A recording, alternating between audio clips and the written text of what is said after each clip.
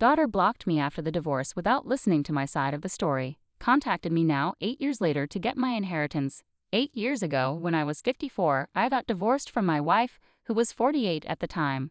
My daughter, who was 28, decided to stop talking to me and sided with her mother without even asking how I felt.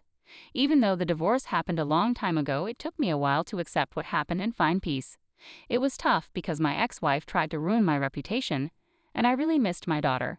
Since she was an adult, I couldn't be part of her life unless she wanted me to be. She was sure about choosing her mother over me, which made it even harder. I don't have much family besides my mom, who had Alzheimer's, so this was one of the worst things that ever happened to me. I tried reaching out to my daughter multiple times after the divorce, hoping she'd hear me out, but she was firm about supporting her mom and didn't want to hear my side. Things got worse when my ex threatened to sue me for harassment if I didn't stop contacting our daughter. That made me realize it was best to step back. For the past 8 years, I've been focused on caring for my mom and my career. I've had a few casual relationships, but it's hard to fully trust after what happened. That's been my life for nearly a decade. Sorry if I'm a bit of a downer. But recently, something unexpected happened. My daughter reached out to me after all this time. I was ecstatic, thinking maybe she finally understood things weren't all my fault. It was a relief, especially since I recently lost my mom and have been dealing with that grief alone. I really needed some family comfort. After my mom passed away, a few months went by, and then something unexpected happened. I got a call from a number I didn't recognize. When I answered, it was a woman's voice on the other end. I didn't recognize it at first because it had been so long since we talked. But then she introduced herself as my daughter. I was shocked. I didn't even know she kept up with me on Facebook. It was really nice of her to check in after hearing about my mom. We chatted for a while, and she mentioned wanting to meet up in person instead of just talking on the phone. I was thrilled by the idea.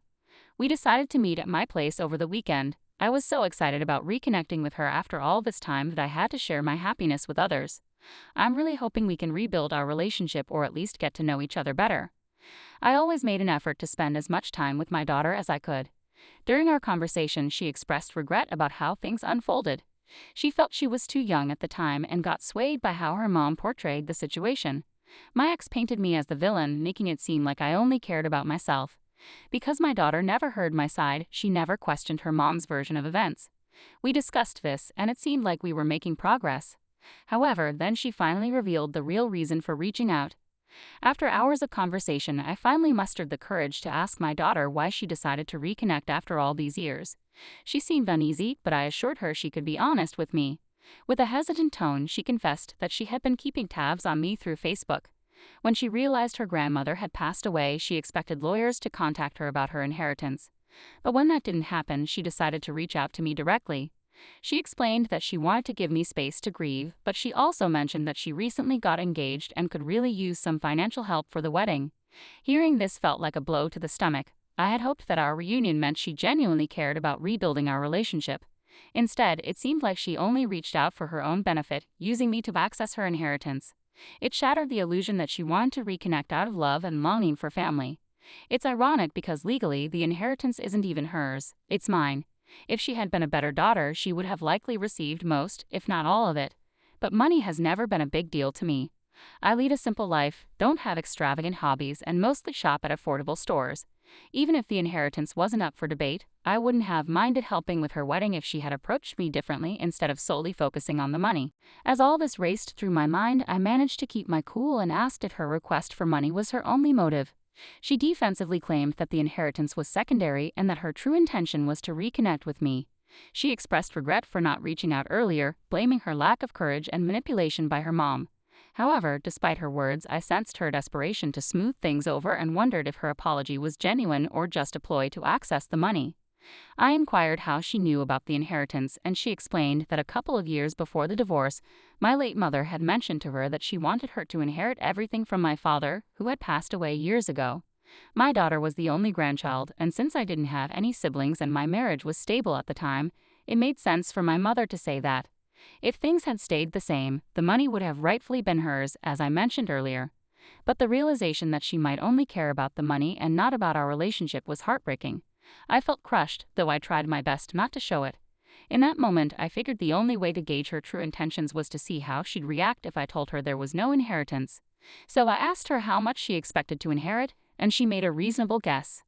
It became clear to me that there was some strategy behind her sudden reappearance, so I decided to be straightforward with her. I informed her that contrary to her expectations, her grandmother had actually left everything to me years ago. I explained that I intended to use that money to invest in starting a business, so I couldn't fulfill her request. However, I offered to contribute a few $1,000s from my own funds towards her wedding expenses. Her disappointment was palpable, confirming my suspicions. She expressed gratitude for the offer but insisted that as the only grandchild, she deserved a share of the inheritance. She argued that it was rightfully her grandmother's money, and she had been promised it. I sympathized with her but stood firm in my decision, stating that I couldn't change the situation. This seemed to ignite her frustration, and she grew visibly angry. She demanded that I reconsider, but I reiterated that my decision was final. Her true colors were unveiled when she uttered words that confirmed all my doubts about her intentions. She accused me of being the selfish person her mom always claimed I was and expressed satisfaction that I was alone in life. I looked at her with thinly veiled disgust. Her words stung, but by then I was prepared for the worst. However, I didn't expect her to be so brutally honest and hostile right away. Before she could continue, I interrupted her. I expressed my disappointment, stating that I should have known she would take after her mother. I confronted her about her manipulative behavior, particularly exploiting my grief over my mother's passing to get what she wanted. I didn't hold back in telling her how despicable I found her actions, especially considering the circumstances. She attempted to defend herself, but I cut her off with a laugh. I reminded her that if she hadn't cut off contact with me years ago, she would have received my message about her grandmother and likely would have inherited most, if not all, of the estate. My words seemed to catch her off guard, and she demanded an explanation. So I urged her to unblock me on her old number, and she complied. I forwarded all the texts I had sent over the years, pleading with her to hear me out. I reminded her that I had even informed her about her grandmother's Alzheimer's diagnosis and expressed my desire for them to meet before she forgot about her only grandchild entirely. This wasn't a fabrication. My mother did frequently mention my daughter during the early stages of her illness, longing to see her. It pained me deeply to be unable to fulfill that wish. And now this ungrateful and callous child had the audacity to demand her inheritance. It's commendable that my daughter showed remorse upon reading those messages. She apologized, acknowledging her past mistakes and expressing a desire to rebuild our relationship. However, she also insisted that her grandmother would want her to receive her share of the inheritance and pleaded for fairness. She admitted to being young and unaware during the divorce, implying she would have acted differently if given the chance. She claimed genuine intentions to mend our bond but warned that if I persisted in withholding the inheritance, she wouldn't feel comfortable continuing our relationship. I couldn't help but feel skeptical despite her words. While I wanted to believe in the possibility of reconciliation, her focus on the money made me doubt her sincerity. I informed her that while I might reconsider our relationship, the inheritance was non-negotiable. In response, she glared at me with contempt and stormed out of my house. I made no attempt to stop her. After the confrontation with my daughter, I sought solace in conversations with friends. Most agreed with my decision, except for one close friend who suggested I should prioritize having family in my life over the money and consider giving my daughter a portion of the inheritance. While I initially disagreed, his words lingered in my mind, causing me to reconsider. Update: I appreciate the overwhelming response to my post. Your advice and insights have been invaluable. Many of you have asked about the details of my divorce, which I have avoided discussing for years. However, I feel it's time to share. My ex-wife and I were married for 23 years, during which she betrayed my trust by engaging in multiple affairs. Despite the years together, her betrayal cut deep, leaving me reluctant to revisit the painful memories. Discovering my wife's infidelity shattered me. I coped poorly, turning to heavy drinking and reckless behavior. Our marriage deteriorated into constant fighting, exacerbating the situation and likely making it easier for her to sway our daughter to her side. After nearly a year of turmoil, we faced the truth and divorced. My ex-wife, a local journalist with significant influence, exploited her position to tarnish my reputation, almost succeeding. Following the divorce, I struggled to overcome my alcohol dependency and rebuild my life. As I've mentioned, my daughter's complete abandonment only compounded my challenges. I'll admit that during the turmoil of discovering the affairs, I failed as a parent, losing myself in destructive behavior. Even in the aftermath and for some time after the divorce, I withdrew and failed to provide the support my daughter needed. After I finally conquered my alcohol addiction and pieced my life back together, my top priority was reconciling with my daughter. However, despite my efforts to apologize and make amends, she remained steadfast in her refusal to listen, cutting off all communication with me. I held on to hope that given time, she would soften, but as the years passed, our relationship only deteriorated further.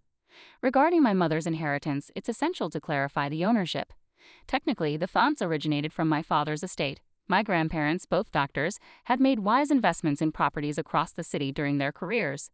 Upon my father's death, when I was 21, everything passed to my mother, remaining in her name throughout my marriage and for some years post-divorce while she was still alive. Upon her passing, I inherited everything as her sole heir. During the divorce proceedings, my wife received no share of these assets, as they were solely in my mother's possession. Thus, my daughter never had any claim to this inheritance. My daughter was aware that her grandmother owned rental properties, including a couple of heirlooms. However, I never relied on that income, as the earnings from my construction business provided ample financial stability. I hope that addresses any lingering questions. As for my daughter, she hasn't reached out since our confrontation, and I doubt she will. It seems evident now that her intentions were solely tied to the inheritance, and with that possibility off the table, I don't anticipate her returning. While I'd be dishonest if I claimed not to feel disappointed, I've learned not to set high expectations for people, regardless of their relationship to me. With that chapter closed, I'm grateful for the support I've received. Perhaps it's time for me to focus on new beginnings, including re-entering the dating scene and seeking companionship rather than dwelling on the past. Update 2. It's been quite a week, guys. I thought that would be my last and only update, but I guess life had other plans. Anyway, I had just gotten back from work and was considering going out with a couple of buddies when the doorbell rang. I wasn't expecting anyone but opened the door, and there she was, my worst nightmare. She has changed her hair and lost some weight, so it took me a couple of seconds to recognize her, but it's hard to forget someone you were together with for decades. Seeing her was quite a shock, to say the least. I didn't know what to say, so I just stood there awkwardly. She then asked me if I had a moment to talk about some stuff. I was hesitant but didn't want her to stand there at my door, so I just invited her in. It was really awkward, as you guys can probably imagine. We made small talk about this and that, and then she said that she understood that this was a little strange, but there were some things she needed to tell me. I asked her to go on, and she said that our daughter reached out to her and told her about the inheritance. I think I kind of saw that coming. I mean, why else would she need to speak to me after all those years? Anyway, she said that she understood the divorce was really hard on me and that she took things further than she probably should have. I just scoffed at that, but she ignored my reaction. She then said that I shouldn't punish my daughter for what happened between the two of us. She said the same things my daughter has said, such as her being very young at the time of the divorce and how I can't be resentful towards her for choosing her mother over me. I just stopped her at that point and said that I have no resentment towards anyone anymore and that even if I held on to any anger, it wouldn't be towards her daughter. I told her that I was hurt at the realization that after all those years, she only thought of reaching out to her father because there was a possibility of getting some money out of it. I told her the same thing I told my daughter, that if she had the decency to try and reconnect earlier, she would have ended up with the inheritance.